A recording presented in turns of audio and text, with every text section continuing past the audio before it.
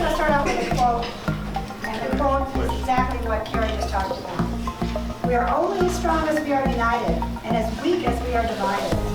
They know that an ignorant public is a compliant public. Silence implies consent. Education is the most powerful weapon which we can use to change the world. Join the truth revolution today for a brighter tomorrow.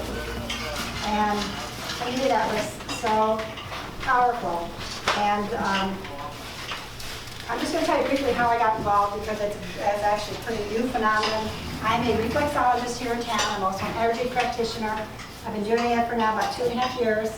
Just started my own wellness center with 2 other ladies. I had a massage therapist. I also had a lady that was a health practitioner. Just got her license, and she did my IL in her class. And we wanted to bring in natural healing. We wanted to have a new kind of center here in Granbury where it wasn't just about the nursing and the doctor's establishment, but it was merging that together so that we could all get healthy. And so that was my dream. And as I did that, the first few months, I started in September. The first few months, we were doing great. Everything was flowing, everything was flowing. Then I got to January and February, and it was like almost immediately my business stopped. And I'm like, what? Why, God? Why is my business stopping? Why is it halting? I don't understand this. And I kept praying to God, show me why. You know, is there, do I need to do marketing, whatever. I always knew that I was to write a book. And I was told by several people through prophecy that I was to be a writer as one of my missions. I talk about how I grew up as a child in the 60s. And so anyway, so I always put the book aside because I always said, no, I have to start my business. I have to grow this business first. Have you ever had that before? You feel like you have a dream, you want to really do something, but something else is standing in the way. You need to build your business, or you need to take care of your aging parent, whatever it is. We always put off what our heart is really calling us to do, and that's the name of my book, actually, The Call of the Heart. And so anyway, so 3 weeks, literally, very few. And my people, they would come to me, they would get well, and they would go back out in their world. But I'd always get referrals, and I got a few referrals, but for whatever reasons, I wasn't getting the kind of development that I had before. And so I just thought, God's telling me to write this book. I need to just let go of the business right now and just go home and write this book. So I did. I took 3 weeks off, went home, and it was like as soon as I sat down, boom! I mean, it was like I couldn't stop writing. That's how it was. I was like, I wrote the whole thing. And that's incredible for a novel of 350 pages, But anyway, and it was morning, noon, and night. I mean, I just breathed it. It was amazing. And so anyway, so what was interesting about it was I started talking about what's going on in my life now, and I started talking about me being a child of the 60s, and with my dad being so involved with DDT. And basically what I realized was, my God, the same thing is happening now. We are being bombarded by pesticides from the skies. A lot of people are not aware of it because they don't look up. And that was my whole campaign now, is that we need to start looking up, and we need to start taking our skies back. We need to start taking our powers as individuals back. And that's what my dad fought for so valiantly back in the 60s. And my dad got involved because JFK was assassinated. And my dad was a huge environmental person at that time. And he actually went to, I remember going to Washington, D.C., sitting with Edward Kennedy and Senator Proxmire, and they were wonderful people to us little kids, talking to us. But anyway, I didn't realize how important that legislation was back then. I had not a clue about how important it was. And here my dad was legislating to change the world. And he realized one woman back then made the difference for that legislation. There was a woman back in 1968 who actually wrote a book called Silent Spring, and she had said that we had been sprayed on since 1944, since the Cold War, but we're not aware of it. And if we keep getting sprayed on with aluminum in our soils, and that's what's happening, is that aluminum is dropping down from the skies. Our rainwater is now affected by that. It's very toxic. They've done high toxic levels on it. If that keeps happening by the year 2040, literally it could destroy the whole ecosystem. That's why my dad got involved 60 years ago. So, as I'm writing my book, I'm talking about DDT, how important it is, and I keep looking at my skies. I'd be like, I get so upset because I would see all these lines going across it, and I'd see them spreading out, and I'd see them spreading over our schools. My child's school. 12 jets one day, spraying over my schools and the whole city. And I literally pulled the lady out of Brookshire. I took her out of the car, and I said, you gotta look and see what's happening. You gotta see what's happening. And she looked up. She never looks up. And she looked up. She's like, what are they doing out there? They're spraying us. You know, and I'm like, nobody had ever seen that before because we don't look up. And that's the whole idea. So I went to the Hood County News, and I said, you know, I can't sit back, I got to report this story. I know they're going to think I'm crazy. They're going to call me a conspiracy theory because the government will do that if you use the word chemtrails. But if you use the word geoengineering, that is a scientific term, and they will take you seriously. Climate control has been around for years. They've been doing it in the battlefields for years to control the weather. That's what's happening now. Our weather is being controlled. Okay, so anyway, so I went to the Hood County News, and I said, I said, I need to report a story. And she says, okay. She said, let me see if I can get someone. She tries to get someone, they won't come. And I'm like, and then she says, can you tell me what it's about? And I'm like, okay, now they're really gonna think I'm crazy. But anyway, so I said, well, it's about what's happening in our skies. And she looks at me, this is the news we're talking. And she says, are you talking about the chemtrails? I didn't even mention that word. And she says, Lori, I feel your pain.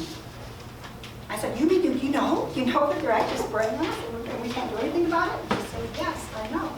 But because it's big government and big business, they are bought by the big government and the big business. So she said, I feel your pain, I know exactly. She goes, I go around like this. I throw my hands up because there's nothing I can do. Well, then when that happened, Karen Roberts came to me, and she says, I have a friend that's the editor from the Glenrose newspaper. Maybe he'd be interested in your story. So she calls him out of the blue, and I just met Karen. And she was helping me to find a renter, actually, because my business was going down and I was going to rent it out. Anyway, she calls him, and as soon as he found out that the Hood County had turned me down, guess what? He wanted my story. So I gave him a half-page ad. I thought they'd edit it and make it small. And no, it was a half-page ad in the Glenrose newspaper. And they printed it. And I got all these comments until, guess what? Facebook took it off. Isn't that interesting? They didn't want, I had 165 shares in less than a few days in the Glenrose newspaper. And Facebook took it off, so I couldn't read any of the comments. All the other ads, all the other articles were there for the Glenrose newspaper, but not the one that I wrote on, which was called Eyes on the Skies. Really? Yes. So anyway, then I went to a big environmentalist who's in California who's been fighting this since 2000, and he's weary and he's tired. And I said, I got to get a hold of these environmentalists. I've got to talk to someone about this. And he literally took my article and he found out I had letters together, and he put it on his site. And now I'm a contributing writer, which is really cool. But anyway, they have over 16 million views, and now I'm getting lots of comments on there. So anyway, so that's what happened. But anyway, so get back to my story. That's when I realized that when I was writing in my book, I just felt like this energy shoot right through me, and I knew it was like my dad's spirit right there. And I'm like, oh my God, Dad, you want me to do this? Me? To start a movement? And I got chills. It was like, after that, everything clicked. Everything went in order.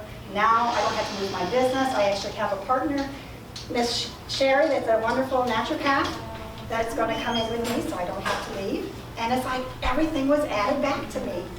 Just because I trusted, just because I surrendered to God and said, okay, God. And I can't tell you how many friends, they wanted to support me, but they didn't. Because it was against their religious system. It was against what they believe about God. So anyway, but now I can report that they are here and they're supportive of me, and many of them are here. So anyway, that's exciting.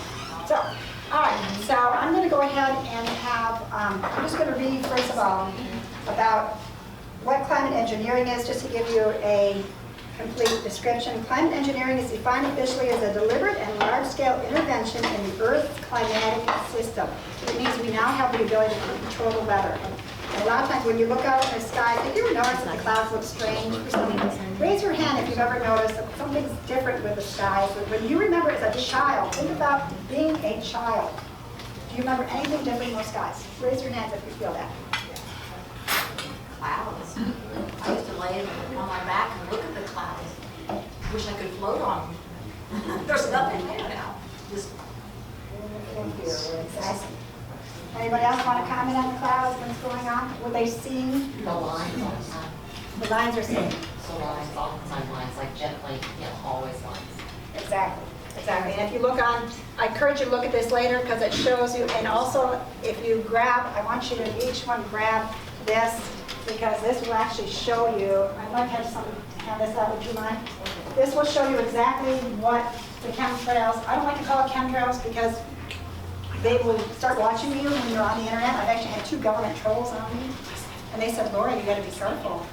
This is serious, you can't call it that. And I'm like, I didn't know, you know? So aerosol spraying or geoengineering are the terms, because if you start, I had one girlfriend who's here, and she went into and she looked at chemtrails, okay? Chemtrails shows everything about conspiracy theories. That is the government's code word for you are a conspiracy theorist. But if you use geoengineering, they will not. It is very, very scientific, okay? So geoengineering or climate control is the buzzwords that we use. They've actually admitted geoengineering. The government has, that they're into geoengineering, but not chemtrails. Exactly. And the UN, even the UN, they went in front of the UN in the United States and talked about it. And there was no solution. Except now they're actually looking at changing it, so geoengineering will be a law by December. And that's why I'm working on this now. There's actually a class action suit that is going up against everybody that has symptoms from the spraying, and I'm going to read over the symptoms later. And if you have any of those, if we sign the class action suit, then it will help. That's the only way that we can do it the fastest amount of time, because literally each government is now being shut down. And I'll just give you an example. I called the Secretary of State in Wisconsin. As soon as he knew my name, he picked up the phone. And because I had gotten it from a friend of my dad's, because I said, I've got to talk to somebody, see what's going on in the state, see what's going on. So I called him, and I had just seen something come by on my post saying that the governor's daughter, who I grew up with, I never met her back then, but she's about my age, okay?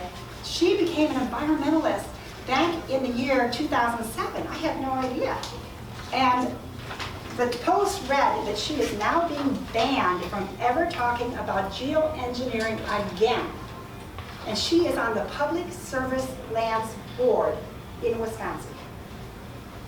The Secretary of State, who works right under the governor, that's Doug McFarland up there, he got on the phone with me. He said, Lori, it's a mess up here. It's an absolute mess. He says, we are being shut down. I got Tia on the phone. She says, Laura, I can't talk to you. She says, I'm banned. I can't talk to you. She says, I wish you the very best. You're on your own. I said, can't I use your information? You've been studying this since 2007? She says, no, you cannot. She says, everything's on there, Lori. Everything's on there. She says, I wish you the very best. Don't give up. But we can't talk anymore in Wisconsin. All their individual rights are gone. The government that's up there wants to control everything. That's how serious this is. Florida has also been shut down. California, nobody will listen to California. Texas, there's still a chance. And that's why we have to do something. We have to affect legislation. Okay? We'll talk about that later, what we can do to turn this around. So I don't mean to, I'm just very passionate about this, and I had no idea until I started doing the research out there how important this is. Because they are talking right now in the state of Texas, and I looked at the laws, that they are looking at changing the geoengineering, which means there will be no individual rights at the city level. It'll only be the state. When is it happening? 6 months? 6 months. By December 15th, they're talking about having a